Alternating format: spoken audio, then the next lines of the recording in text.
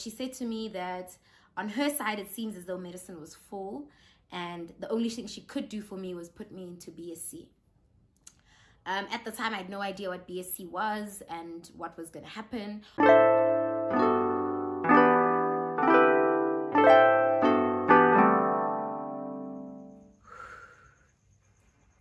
What it do, babies? Welcome to Selu's channel. In this video, I will be explaining the life at Sefako Makgatho Health Sciences University, previously known as MEDUNSA. I am Mpho Bubbly and I am from Sefako Makgatho Health Sciences University and I am a medical student. So I'll be answering some questions that Selu sent me. The first one is, which high school did you go to? I went to Eden Glen High School, which is in Edenvale in the east of Johannesburg.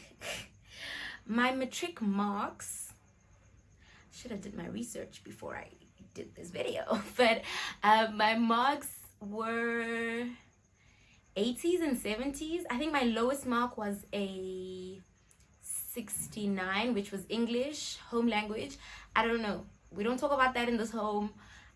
I don't know. Don't add me. I can't remember my APS. I really can't. I'm so sorry, guys. How am I funding my fees? At the moment, I'm self-funded. How I prepared for my NBT. I actually don't think there was something special that I did to prepare for my NBT. I just did like my matric work. I don't think there was anything special or any extra planning that I did except for the same planning that I would have done for my exams in matric, my prelims and my finals. I think the only thing was, I think my mom found a paper for us that was like an old NBT paper and then we just did that. But I didn't do anything specific, but I would advise someone who is going to write their NBT to definitely go over your timetables, go over your basic arithmetic, so your 1 + 1 for lack of a better sum, but like the easy maths, because when you're in high school or when you're in like matric, you did all these analytical geometry and trig and all these things and your mind is on those things. It's like really, it's sort of like your arithmetic gets stale. It's sort of, you get rusty in your arithmetic, so practice that definitely, because you can't use a calculator for the test. And then for the, so there was a maths part, I would say do that, practice that, and then just prepare as though you're preparing for an exam. And then the other parts are usually just logic, like comprehension. The English part, I think it's just like a comprehension, and then you just need to read and answer the questions. And then there's the other part that's like the engineering looking, like logic, trying to see if you're analytical type of thing. So that's just in your mind. You can't really practice it, but try and see if you can't find a past paper. Maybe there are some out there now, but that's the advice that I can give. How was my first year experience? Okay, so I had 2 first years. If you don't know why, you should probably go watch my channel. I had 2 first years. So my first year was in Johannesburg at Wits. That first year was pretty normal because I grew up in Johannesburg. So for me, the hustle and bustle, the moving, like let's go, let's do this, like that's my, you know, that's how I grew up. So it's the very like fast life, isn't those you understand? So when I went to Wits, that was really where I wanted to go from the beginning. I really enjoyed myself. Almost all my friends were in Johannesburg, so we used to hang out all the time. We used to go out together. Socially, it was amazing for me, and I really did enjoy it. And then academically, also the other thing, socially at Wits, there's a very big social life. Like the O week is really big. There's like, you get to meet new people, you get to party, there's something always happening on campus by the library lawns. It's just busy, you understand? It's like Joburg, it's understand, you know. So yeah, that's social life. And then academically, it's just it was a bit difficult. It's a big adjustment, you know. In high school, when they tell us that in varsity you're just gonna be a number, you think that they're lying, and also they just exaggerate it a little bit. It's not as bad as they make it sound, but it's also the truth, in that in high school your parents make sure that you're doing your projects, your teachers make sure that you're doing your projects, you have a diary, like things that are given to you by the school. They make sure that you write your homework down, that you do your homework, they check it, everything, right? They keep you on like in a certain rhythm to make sure that all the work is done and that you're doing all your work. In varsity, that's not the case. In varsity, you get the work, whether you do it or you don't, it's really up to you. You get assignments, whether you do them or you don't, it's really up to you. Do you want to pass or not? And then you get test dates, right? So what I soon realized is I have terrible time management skills in terms of I wasn't keeping on track like I did in high school, because in high school we had to. Every day you did something and every day you had homework. But in varsity, you don't get homework. You don't get, maybe you get like homework sort of, but it's not really like homework. It's not like someone is checking it for you. So it's really up to you how much you want to do and how well you want to do it in time for the test. But by the time it's test time, you need to have all the work done, because that work is in the test. Do you understand what I'm saying? So you hold yourself more accountable and you are responsible for what you need to do. You are in charge of whether you're going to get that degree or not. Unlike in high school, there's a lot of help, you know? And then I did my second first year, which was here where I am now. When I came here, for me, it was a big culture shock. I remember actually on the first day that I came here. Now we laugh about it, but on the first day that I came here, it was for registration. So I came with my mom, and then we registered, and you know, like first year, like, oh, parents are there, everything is nice. And then everything was fine, but it was a culture shock in that just driving here, you feel like you've been driving for so long, because it's like if you know Pretoria, you know that Pretoria North is about 20 to 30 minutes out of town. So that already is like, we passed town and we were still driving with my mother. So it was like, okay, this is a bit far. So then eventually we got here, registered and everything, and then I went home. Then when I came back for orientation, I came back alone. So I drive, so I came to school, parked my car. I don't know anyone here, because I also don't think that a lot of people from my high school knew about this university, to be fair. So I knew for a fact that there was no one from my university here. I didn't have any friends here. I don't know Pretoria, to be fair. I don't know Pretoria. So I have to enter this new place and meet all these new people and make friends and try to like merge my way into this place. So I came, orientation, everything was fantastic. They were talking, it was a good time. And then there were some people that all knew each other. Like you could see that people know each other. And I was that person who was like, okay. This is going to be a lot. I actually remember when I registered, there was only one. So I saw a school that I recognized, which was Parktown Boys, because we wrote a list and then you would write like your results and you wrote the high school that you came from. So when I saw Parktown Boys, I got so happy, because I'm like, oh my goodness, somebody from Joburg. Because all the other schools, I didn't know the names, because I looked at the list and I was like, I have no idea about all these other schools. So then I came out, I had to eat lunch in the car. I came out, I sat in the car. Oh no, I came out and I had to walk to my car. And when I looked at my car, there were monkeys on my car. So now, like that was another like, okay, what's cooking oil at this place? And because there were monkeys, and I'm scared, like I still am. I've been here for so many years, but I still am scared of the monkeys. So now I panicked, and then there was this guy behind me who then saw that obviously I'm not okay. So he's like, what's up? I'm like, I need to get to my car and there's monkeys on my car. And he's like, come, let me walk you. It was really nice. We didn't end up being friends, but at least he helped me. And then the days went on, orientation carried on. I met some really, really cool people. My first friend here is still my friend now. And that is so cool. I met some of the best people here. I actually love it here now. But in first year, it was a huge adjustment, especially because of the environment that it's in that it's a very small university. I think I've seen every single face on this campus at least once. Even if I don't know the person, I've probably seen them. You know what I'm saying? Just seen them like on the corridors, or you understand? So it's quite a small university in that everyone probably knows everyone or has seen everyone. And that wasn't what I was used to, because also like Joburg life is very like, you live in your own bubble. You live your life, you know, you live your life. No one really knows who you are. Like they might have seen you, they might have not. Like everyone's just busy. Whereas here, it's quiet, it's tranquil. It's like one big family. Everybody knows everybody's business. Everybody, you understand? Like that's how it is on campus here. So that was my experience of this campus socially. And also there's not much happening on campus. So it's a bit like, you need to go out and make your own fun, or you need to go out and do your own things with your friends, because there's not a lot that happens on the campus specifically in comparison to my previous university. And then academically, this is the best decision I've ever made for myself in terms of my academics.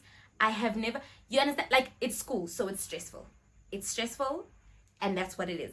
But I didn't come here, like, at my old university, there's this thing they call the edge, and that thing really, really scared me. That thing gave me like anxiety. I used to not sleep at nights because of the edge.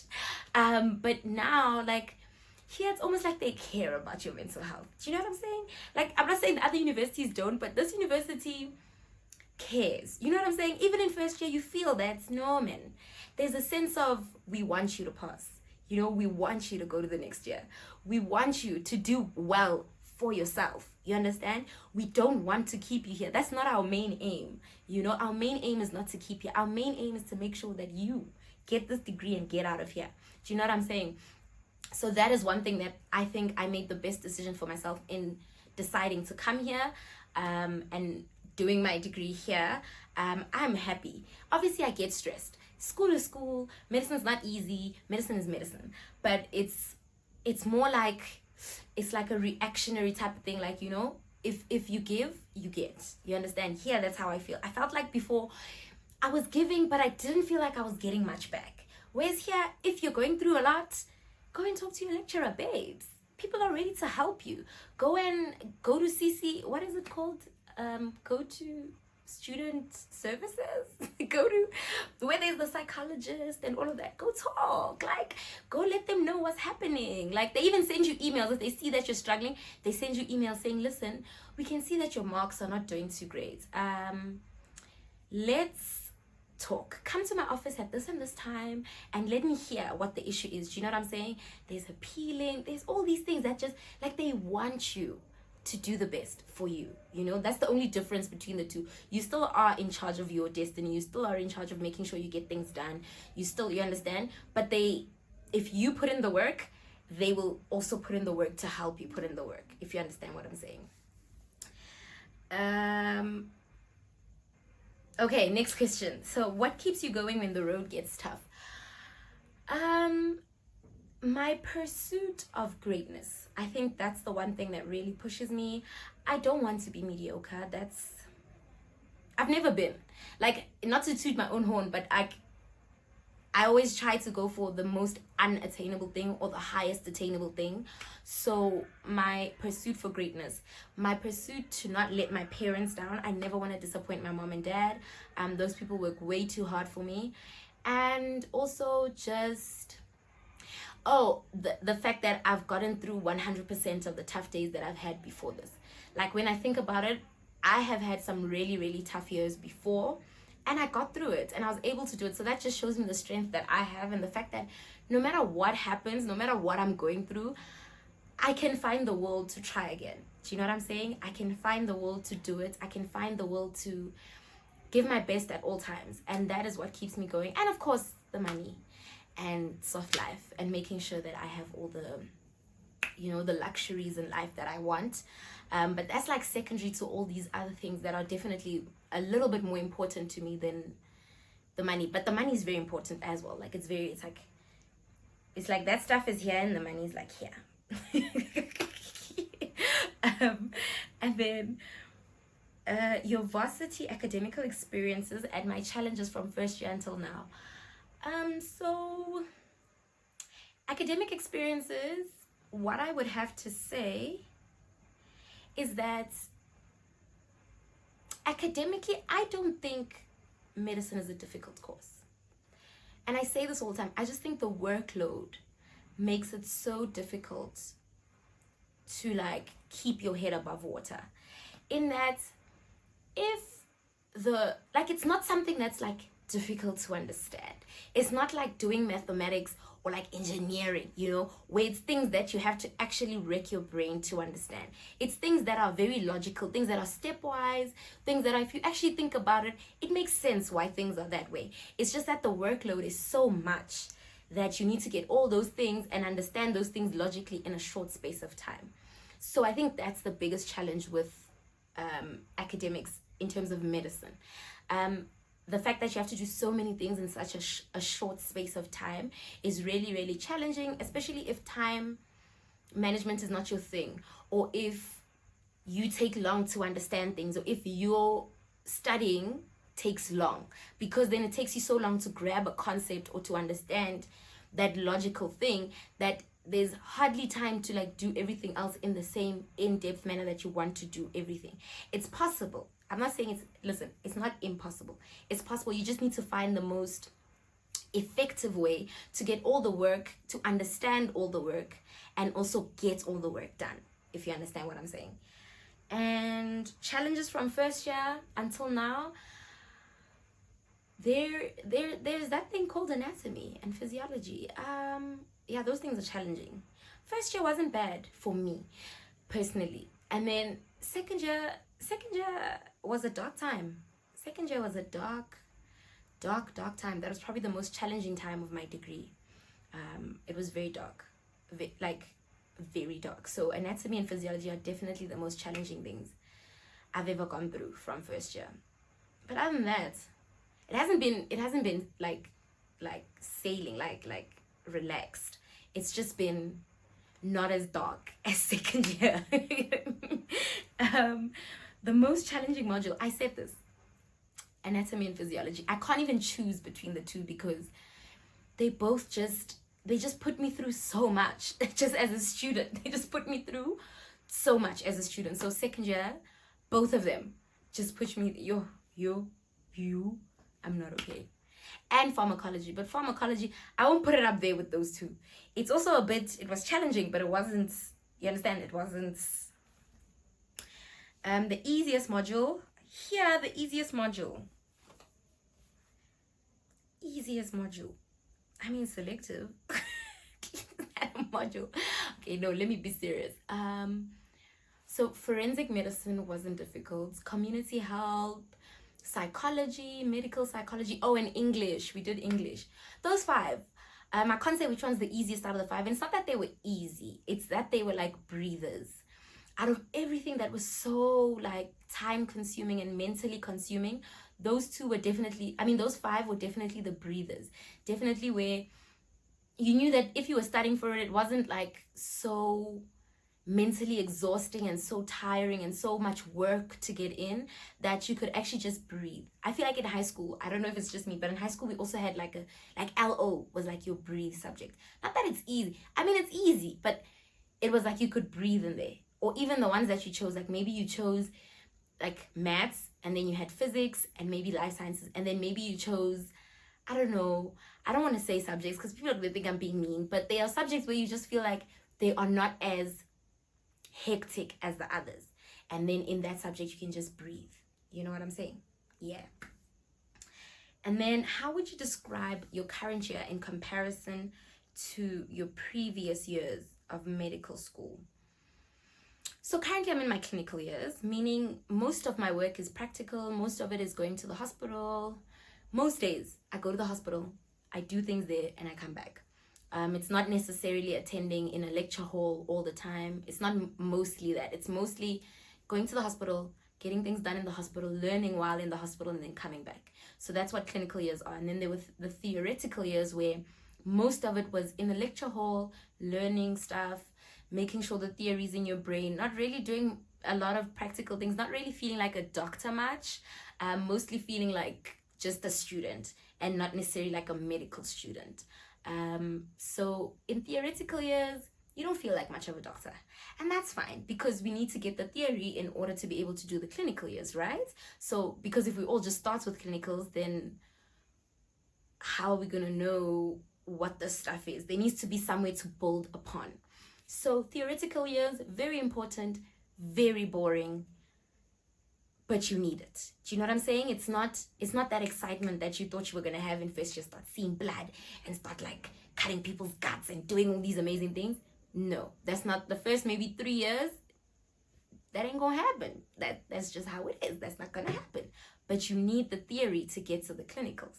So theory work, make sure that you do it, make sure that you listen, make sure that you understand everything, because that is all solidified and cemented in your clinical years by repetition in your clinical years. So in clinical years, it's a lot of repetition. It's a lot of, that's how you get the things in your brain, is that they teach you something, and then tomorrow again, a patient's probably going to come, let's say pneumonia.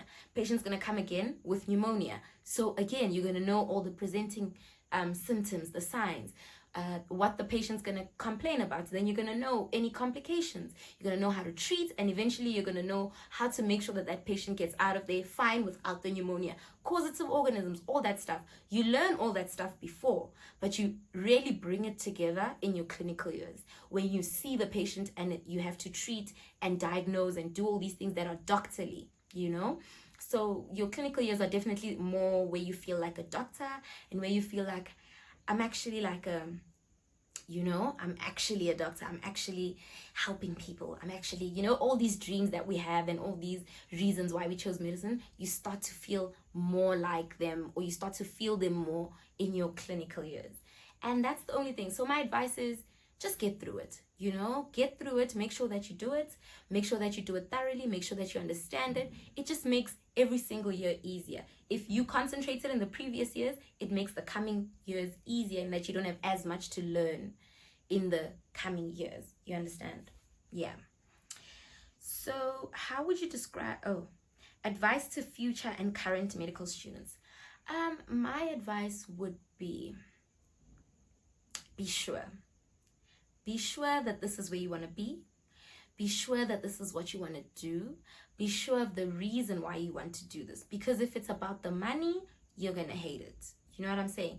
If it's about the prestige, you're going to hate it. If it's about the honor, you're going to hate it. You need to love what you will be doing. 40, 50, 30 years is a long time to be unhappy. It's a very, very long time to just be in something because of the money and hate waking up every single morning.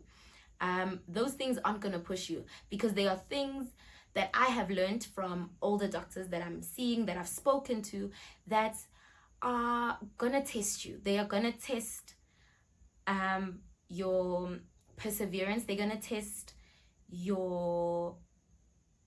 your reason for being here.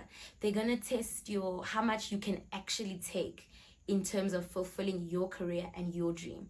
So if those things testing you is not gonna, if those things testing you is going to deter you from this career and make you hate it, and you don't have something else to lean on or a reason why you're doing this apart from the money, the prestige, or things that can vanish, then you're not gonna love it for a long time. So be sure. That's my advice. Be sure before you get into it, or even when you're in it. Maybe take the first 2 years and just be sure, because 6 years is a long time to do a degree. And then after 6 years, you're gonna have to do all of this stuff. And if you're unhappy, do you understand? I don't know if I'm making sense with what I'm trying to say. Just be sure about everything that you are, about this career and this field, and have the right reasons for getting into it, and understand that it's never going to be easy. If it was easy, it wasn't going to be worth it. Do you know what I'm saying? So just be sure. And then another piece of advice that I can give is be prepared to work hard. Be prepared to work hard, and be prepared to push yourself, not for you, but for your patients, for the people that you're going to help, because this is bigger than you. This is bigger than you just wanting to be a doctor because you want to be called doctor. You're actually going to be the person that is in between someone's either leaving here feeling better or feeling worse.